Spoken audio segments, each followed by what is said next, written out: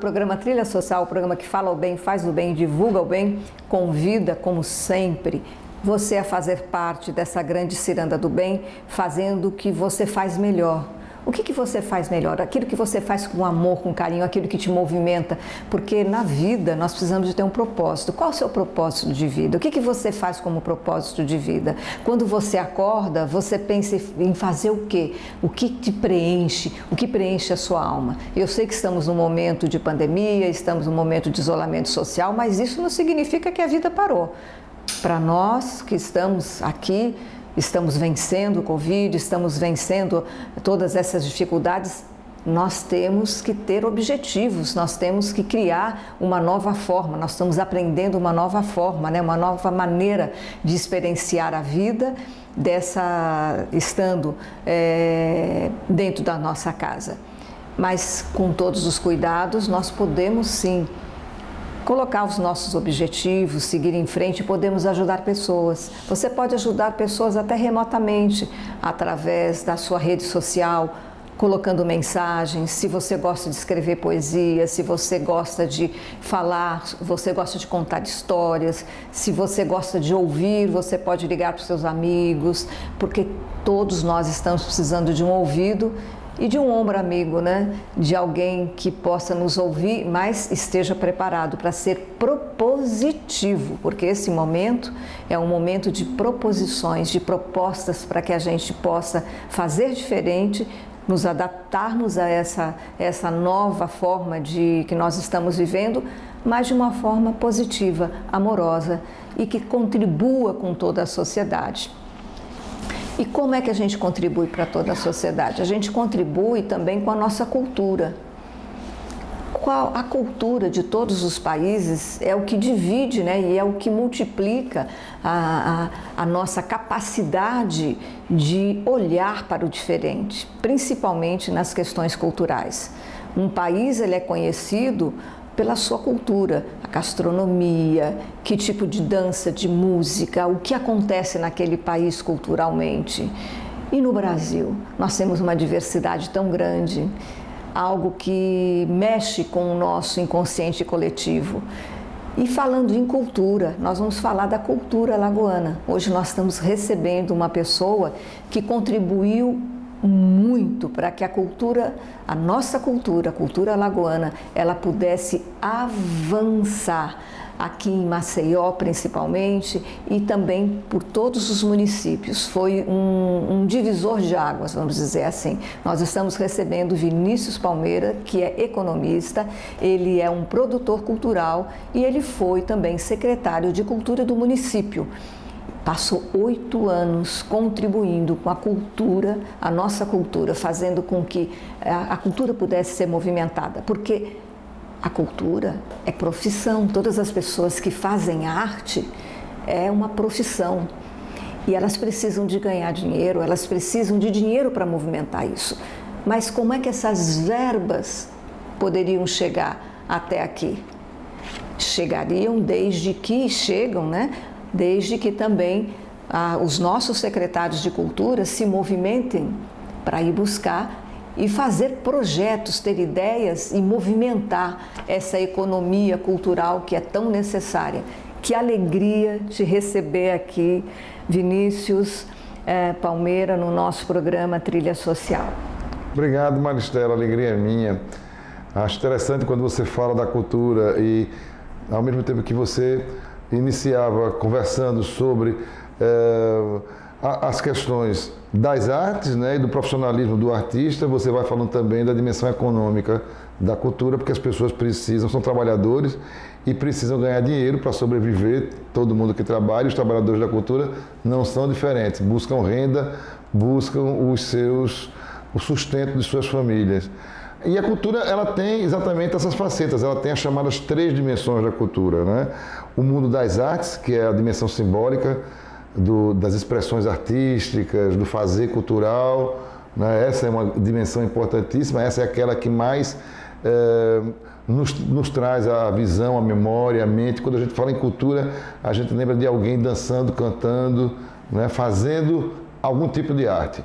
Mas tem também a dimensão econômica da cultura, né? Aquela que faz com que as pessoas ganhem os seus salários e movimentem toda uma cadeia produtiva. Então, se você hoje tirar o Brasil dos trabalhadores da cultura, se eles de alguma maneira forem excluídos dessa grande cadeia produtiva, a gente tem um baque em torno de 3 a 5% na nossa economia.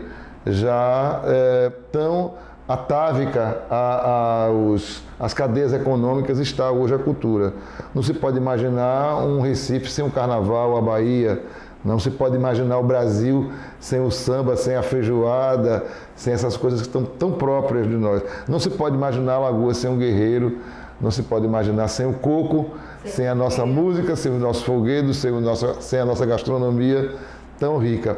E a terceira dimensão da cultura é de acesso, do direito que as pessoas têm de ver, de vivenciar a cultura, de estar presente a um espetáculo, de ir ao cinema, de ir ao teatro, de vivenciar música, dança, enfim, toda a sua riqueza, a sua diversidade, que é a palavra que a gente mais gosta de usar em cultura, para definir exatamente essa grandeza que esse universo poderoso e econômico tem na vida da gente.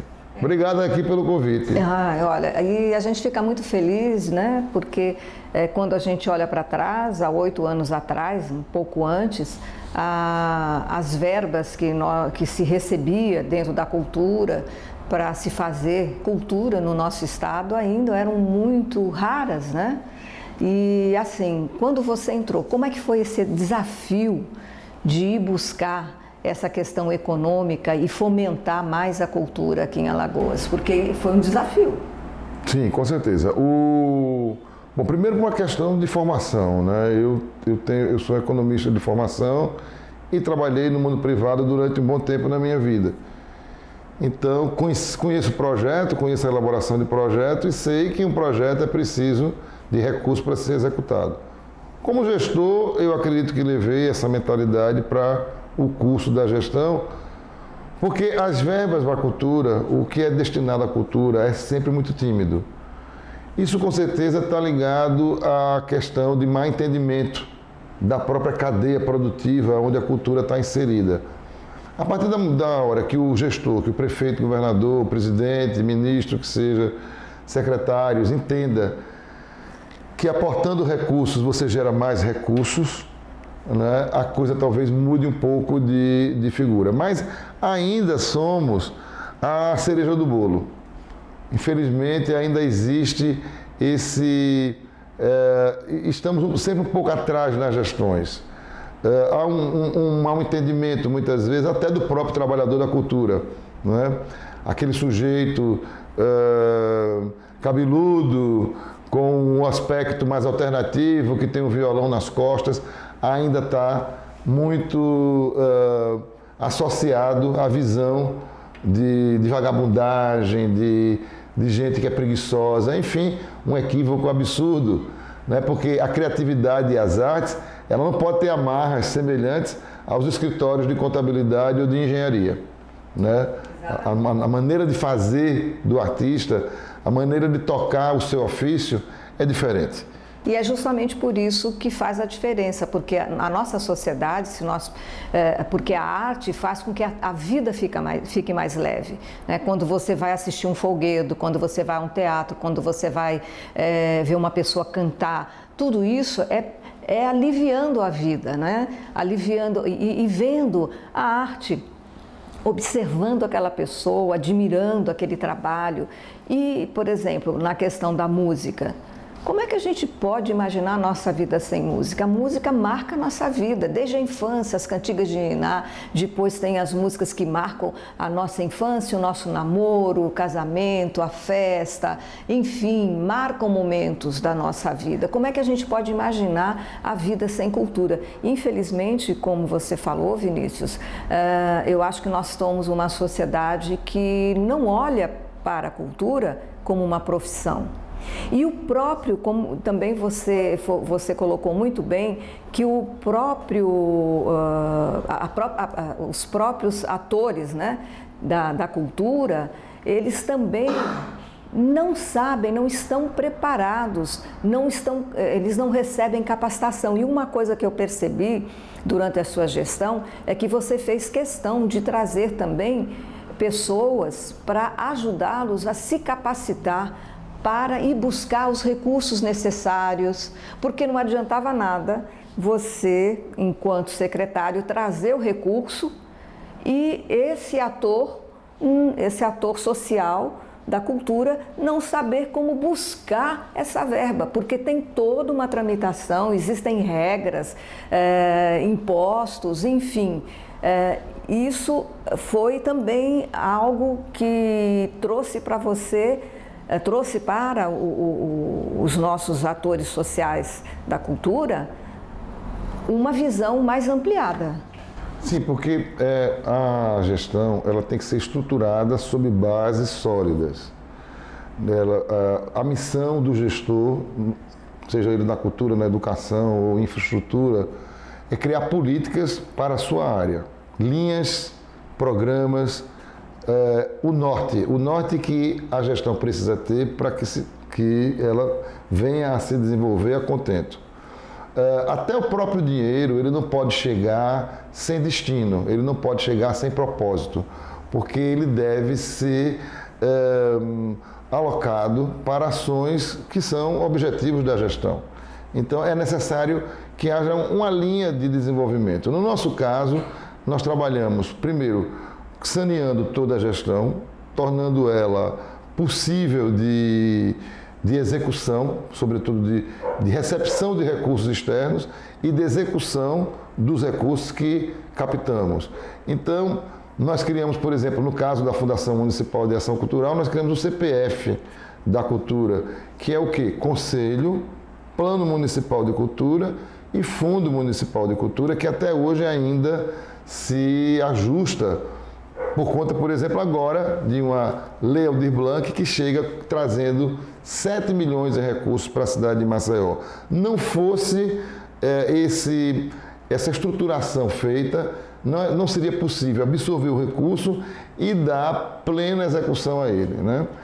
O objetivo, quando você capta recursos, seja de programa, seja para projeto, seja de emenda parlamentar, você tem que ter um plano de execução daquele recurso captado. Então, é necessário, dentro de uma gestão, que ela seja planificada para esse tipo de coisa acontecer. Em contrapartida, complementando, a comunidade cultural precisa ser capacitada para responder a isso. É isso que a gente sentia falta, né? Nossa, eu vejo muita gente que, assim, com uma capacidade de trabalho, né, imensa, criatividade, acima de tudo, uns trabalhos maravilhosos, mas que se você não souber como captar esse recurso, quais os critérios, se você não souber o passo a passo, não chega lá. Então, por isso que a gente vê, às vezes, uma pessoa até com um trabalho, talvez um trabalho menor, mas ele conseguiu, por quê? Porque ele se capacitou, ele seguiu o passo a passo. E às vezes aquele que tem toda uma criatividade poderia estar fazendo um trabalho que poderia atingir um público muito maior, ele não consegue porque não está capacitado. Então, a capacitação, porque tem que se pensar em tudo isso, né? Sim, porque fazer cultura não é só uma questão de talento. Exato. O talento, ele é a mola propulsora, é a alma de um projeto. É o caminho, né? Mas é necessário que a coletivização se dê de diversas formas, né? O produtor cultural, o artista, quanto mais cercado, quanto mais empresariado ele estiver, mais sucesso ele terá na sua execução. E hoje, com as novas linguagens, com a internet, com a tecnologia avançando, vai sendo obrigado que a atualização se dê, e ela acontece da maneira, às vezes, até meio fora de tom, mas vai acontecendo de todo jeito. Você vê um artista já com 80 anos vendendo a sua obra pela internet, que isso seria completamente absurdo para aquele artista há 30 anos atrás, mergulhado no mundo que é uma novidade, mas que exige dele esse tipo de nova capacitação. Enfim, é um mundo extremamente dinâmico, né? Ele, como disse, ele mexe com muito recurso, ele é alma financeira da vida de muita gente, ele alimenta, a cultura alimenta muitas famílias nesse país, e tanto é que 3 bilhões foram destinados nesse momento de pandemia à Lei Aldir Blanc, que foi disseminada por todo o país. Todos os municípios brasileiros receberam algum nível de recurso para a execução de projetos culturais de suas comunidades. Então, a Lei Aldir Blanc é a visível ponta de evolução de todo esse processo. No momento de pandemia... Ou seja, todo esse processo que você já tinha puxado antes, né, e em várias partes do Brasil, outros dentro da cultura, né, os secretários em todos os estados, e isso favoreceu, fez com que pudesse chegar a essa lei. Sim, essa lei chega porque no bastidor a coisa já vinha se preparando há muitos anos. Então, talvez a sociedade no seu conjunto não consiga entender isso, mas jamais seria possível uma ajuda de 3 bilhões no momento de pandemia para o país inteiro, se não tivéssemos tido uma trajetória de quase 20 anos de preparação das estruturas de gestão, país afora, fazendo cursos, lançando o Sistema Nacional de Cultura, uma luta que travamos desde 2003 e até muito antes. Enfim, novos modelos de gestão foram testados nesse socorro que foi dado à cultura. Aqui nós fomos muito privilegiados porque Maceió recebeu 7 milhões. Acredito que o governo do estado, algo em torno de 38, 39 milhões de reais. Então, a comunidade cultural, neste momento que estamos em 21, ela está com recursos nas suas contas correntes e deve haver uma eclosão de projetos enorme, jamais vista. Nós nunca tivemos, por exemplo, na cidade de Maceió, 7 milhões disponíveis à comunidade cultural. E digo isso com muita isenção, porque não estava mais nem lá na ocasião em que os 7 milhões chegaram. Mas a minha alegria, a minha felicidade não tem tamanho em saber que a comunidade, que eu lutei tanto nesses anos, recebeu esse benefício por mérito, porque foi lá e conquistou através de concurso público. Foram editais que responderam e que aprovados... Foram capacitados para esses editais, né? Nós implantamos uma cultura de capacitações a cada edital lançado. No período que fiquei, não me lembro de ter colocado alguma coisa na rua que não tenha sido acompanhada por um curso de capacitação. Tivemos problemas muito sérios para que a comunidade absorvesse esse tipo de prática, né? Muitas vezes as pessoas chegavam à capacitação sem acreditar no que ia acontecer. Estou aqui meio que de obrigação. E se surpreendiam na bifurcação dos resultados, que são positivo ou negativo. Opa, prestei atenção, respondi ao projeto e consegui conquistar esse recurso para a sua realização. Opa, não prestei tanta atenção, subestimei e o meu projeto que era bom não aconteceu. Alguma coisa falhou na minha atenção. Então, as capacitações vêm surgindo com muita força e elas não vão parar, porque nós temos um problema de déficit educacional gravíssimo no país e esse descompasso se dá em função desse déficit que toda a cultura também recebe na sua trajetória. E uma coisa que eu achei muito importante também é que depois de todo esse fomento, você sempre buscou fazer um festival, né, para mostrar tudo aquilo que foi conquistado, todos aqueles que foram capacitados, que chegaram a receber a verba para desenvolver o seu trabalho, mostrar esse trabalho.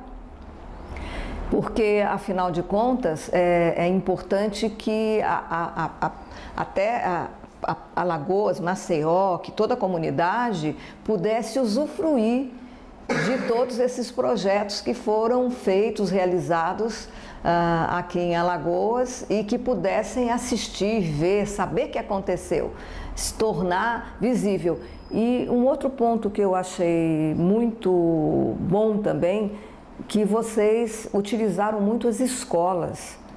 E a escola é onde começa, né? A cultura, ela tem que começar em outros países. As crianças são convidadas a ir para os museus, a participar de teatro, a participar de peças, enfim, aprender música, tanta coisa que já é natural, a cultura passa a ser uma coisa natural. Então, essa são degraus, né, que foram alcançados, que você esteve ali à frente e contribuiu. Mas essa linha de levar também para a educação, para as escolas, o chão das escolas, foi muito importante. Pois é, Maristela, eu fico feliz de você avaliar dessa maneira, porque foi proposital. Fizemos de propósito mesmo. Eu costumo dizer que evento é a culminância de uma política cultural bem-sucedida. Então, para chegar nos eventos, a gente passou por editais que o precederam, que prepararam a comunidade cultural para estar presente naquele evento. A gente fez coisas grandiosas, como Maceió Verão, por exemplo, um evento fortíssimo que trazia música alagoana para o palco, convivendo com artistas de fora durante várias edições. As nossas tradições a gente trouxe com força. São João, por exemplo... E até um resgate, né? Sim, importante de manutenção dessas tradições e alimentando seus mananciais, né? Porque o São João brota do povo, das comunidades, então elas tinham arraiais que conquistavam também através de editais. E o grande evento se dá, como digo, por culminância, porque antes disso as comunidades se prepararam para receber aqueles editais, montar os seus arraiais, produzir uma festa que tem a ver com a sua raiz, com a sua tradição, sem forçar a barra, sem pasteurizações.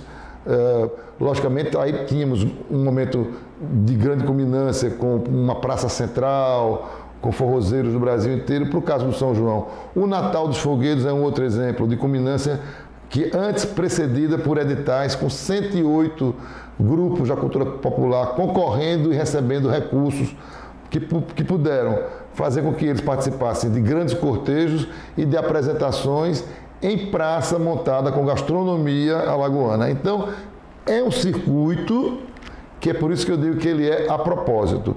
A culminância se dá, o grande evento se dá, coroando a política que veio estruturando todas essas ações. E o interessante é que, por exemplo, os folguedos que foram mostrados em praças, principalmente aqui nas praias, né? Porque nós temos aqui nós temos o talento para o turismo. Então isso favoreceu que o turista também pudesse conhecer, porque isso não era visto. O turista não tinha acesso, né? Então favoreceu que o turista também tivesse esse acesso.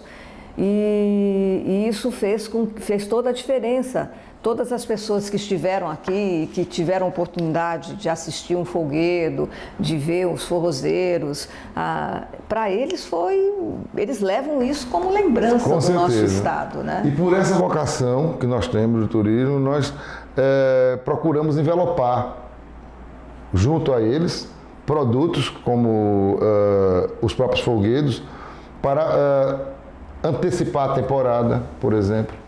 Fazer com que a temporada comece em novembro, não em dezembro. Então, produtos como Giro dos Folguedos, que são coisas simples, palcos distribuídos na orla, com os grupos dançando, o turista fica surpreendido. Ele está saindo de um almoço, ele toma uma caipirinha dele ali na praia, de repente ele chega na orla, encontra aquele colorido, aquela riqueza que a gente tem, aquelas nossas fitas, aquele nosso azul com encarnado, com dourado e prateado. Então isso surpreende e cria o efeito que nós queremos, que é mostrar a alma da terra. Isso. Não é só sol e praia. Isso, da mesma forma quando nós viajamos para outros países e gostamos de ver a cultura deles. Mas agora sim, saindo hoje você já não é mais secretário, contribuiu bastante, acho que a Alagoas ganhou muito com a sua presença dentro dessa gestão. Vinícius, você agora se tornou, né, é um produtor cultural. Como é que está sendo a sua vida agora? A vida continua, meu trabalho de produção cultural é um moto contínuo. Acho que levei isso no meu estilo de trabalho para dentro da gestão e quando volto para a vida, para a minha vida privada, para a minha produtora, para a minha pessoa jurídica, eu me comporto de uma certa forma do mesmo jeito. Trabalho com projetos, trabalho com desenvolvimento de projetos para outras gestões, trabalho com capacitação, também fazendo aqui o meu comercial, costumo dar o curso de capacitação. Isso, deixa o seu telefone. Sim, um curso, por exemplo, de captação de emendas parlamentares, que é algo que eu faço em consultoria país afora. Continuo trabalhando nos grupos, trabalho com desenvolvimento para o esporte, tenho parcerias importantes. Esse ano, por exemplo, a gente elabora um grande evento esportivo para o ano que vem. O meu trabalho tem essa dilatação entre cultura, esporte, turismo e atuo como consultor. E nessa área de educação que você mencionou anteriormente, nós descobrimos uma coisa muito interessante, que serve muito para trabalhar com gestões pelo país afora, que é a operação em redes da cultura em escolas, em redes de escolas, no contraturno escolar, colaborando com a integralização do ensino. Então, hoje a gente sabe como operar com redes de pontos de cultura, com redes de capoeiristas, com redes... Teremos agora o município, com certeza está se preparando para um grande momento da cultura popular nas escolas, que é a folguedos na rede escolar. Mestres da cultura serão selecionados para montar grupos em 40 escolas simultaneamente. Então, são ações que hoje a minha consultoria tenta passar pelos municípios, por aqueles que nos convidam, para exatamente trazer para a escola toda a vibração da cultura e torná-la muito mais interessante e muito mais humana. Uma escola que tem cultura, ela tem uma vibração própria, ela tem uma animação que faz com que o nosso dia a dia, a nossa rotina na educação, que não é brincadeira, que é pesada, se torne mais leve, né? E motivacional. O menino passa a ser menos, evade-se muito menos numa escola onde a presença da cultura é muito grande. Então, em suma, a minha consultoria trabalha esses elementos todos, tem uma parte voltada para o governo e tem uma parte voltada para ações privadas e eventos, enfim, tudo aquilo. E como é que as pessoas encontram você? Bom, no meu Instagram pode receber mensagens, mas também pelo 98752-8579, 98752-8579. É um antigo número que eu trouxe com portabilidade para a minha produtora e toca-se a vida com alegria e com cultura. Isso, e o Instagram? O Instagram Vinícius Palmeira, né, eu acho que é bem fácil de localização. Eu tenho uma movimentação muito por provocação. As redes, eu tenho mais resistência, mas quando provocado, reajo mais. E funciono muito por objetivo. Quando tenho objetivado determinado projeto, minhas redes se movimentam com mais intensidade. Nós estamos chegando na parte final do nosso programa, né?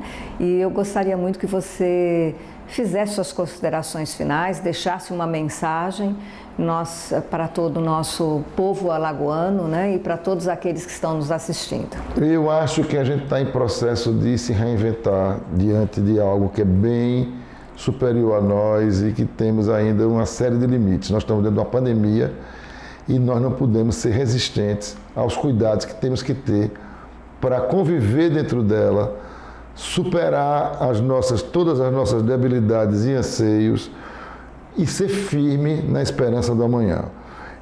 Me preocupa muito porque a nossa atividade cultural é extremamente recolhida nesse período, o prejuízo é enorme econômico, já bastante incalculável nesse ano de pandemia, mas nós precisamos trabalhar nossa reinvenção. Dentro dessa diversidade que vivemos, a gente tem que criar novas formas de viver. Nós passamos, não tem 100 anos, de 1939 a 45, com a Segunda Guerra Mundial, que éramos obrigados a ficar sem luz Eu não peguei isso, não foi da minha época, mas sei disso e sei de todos os sacrifícios que uma geração fez para conviver com 6 anos de uma verdadeira depressão social. Mesmo o país não tendo sítios de guerra, nós tivemos corte de energia, de água, de luz. Então, e superamos. A juventude tem que ser colaborativa, entender que amanhã vai existir, porque sempre vai existir um amanhã, o sol vai voltar, a gente vai voltar a fazer tudo o que fizemos. Esse é o momento de recolhimento, de reflexão, de rever a maneira de viver para projetar a saída de tudo isso. Então é isso que eu acredito e é isso que eu acredito que tem que ser feito, para que a gente amanheça bem e com toda a nossa cultura, com toda a nossa pujança de volta. Vinícius, a esperança de esperançar, né? Precisamos fazer alguma coisa, não apenas esperar, mas fazer alguma coisa durante esse período que seja possível de ser feito. O pequeno passo, né? E o programa Trilha Social, o programa que fala o bem, faz o bem, divulga o bem, te convida para voltar a semana que vem. E nós estaremos aqui esperando você também, com pessoas maravilhosas, compartilhando suas vidas. Até lá!